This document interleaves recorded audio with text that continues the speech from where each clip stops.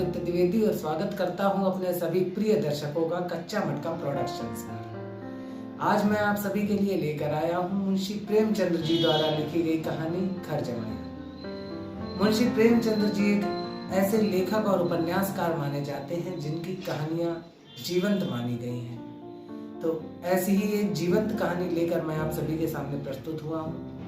तो आइए स्टार्ट करते हैं मुंशी प्रेमचंद्र जी की कहानी घर जमाई का प्रथम भाग। हरिधन जेठ की दोपहरी में ऊख में पानी देकर आया और बाहर बैठ गया। घर से धुआं उठता नजर आता था, छन छन की आवाज भी आ रही थी। उसके दोनों साले उसके बाद आए और घर में चले गए। दोनों सालों के लड़के भी आए और उसी तरह अंदर दाखिल हो गए, पर हरिधन अंदर न जा सका। इधर एक महीने से उसके साथ यहाँ जो बर्ताव हो रहा था और विशेषकर कल उसे जैसी फटकार सुननी पड़ी थी, वह उसके पांव में बेड़ियां सी डाले हुए थी। मैं अपने फ्रेंड्स को बता देना चाहता हूँ कि हरिधन जो अपने ससुराल में रहता है, ये उस पर गढ़ी गई कहानी है।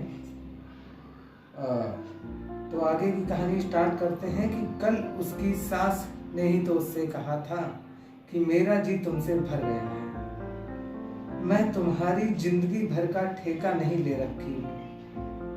और सबसे बढ़कर अपनी स्त्री की निष्ठुरता ने उसके हृदय के टुकड़े टुकड़े कर दिए थे।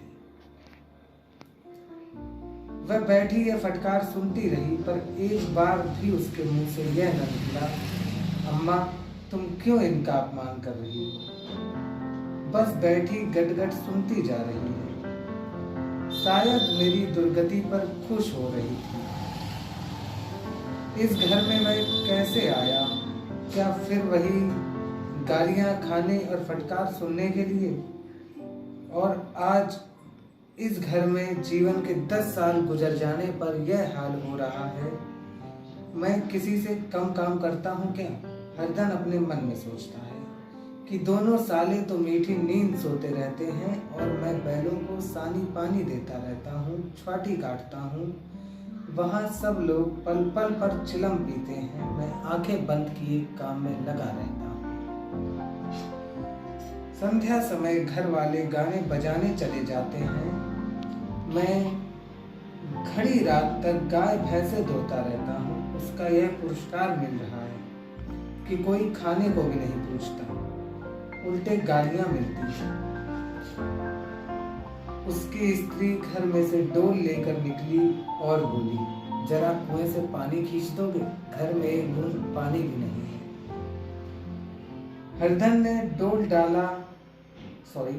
ने डोल लिया और कुएं से पानी भर लाया। उसे जोर की भूख लगी थी, समझा अब खाने को बुलाने आवेगी। मगर स्त्री डोल लेकर अंदर गई तो वहीं की हो गई। हरिधन थका मांदा शुदा से व्याकुल पड़ा पड़ा सो गया। सहसा उसकी स्त्री गुमानी ने आकर उसे जगाया। हरिधन ने पड़े पड़े कहा, क्या पड़ा भी न रहने दोगी? और पानी चाहिए क्या?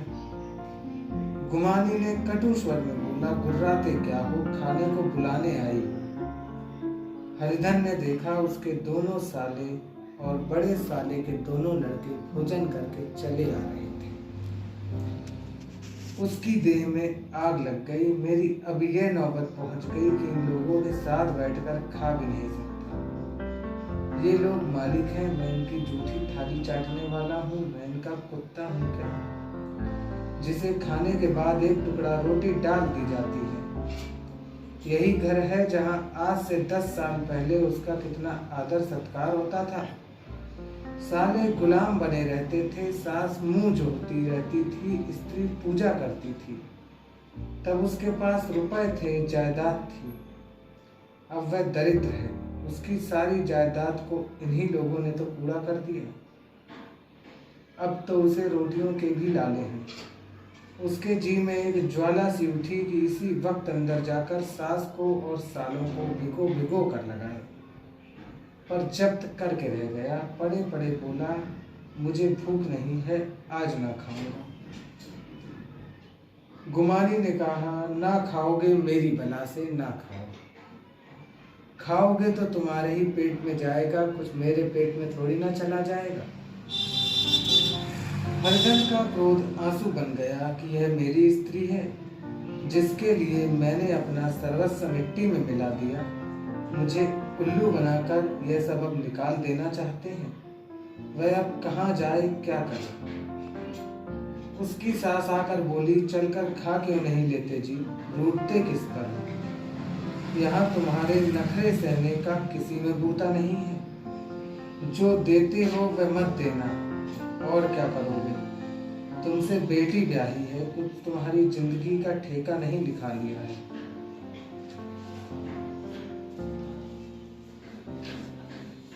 हरिधन ने मर्मार्थ होकर कहा, हाँ अम्मा, मेरी भूल थी कि मैं तो यही समझ रहा था, पर अब मेरे पास क्या है कि तुम मेरी जिंदगी का ठेका लोगी।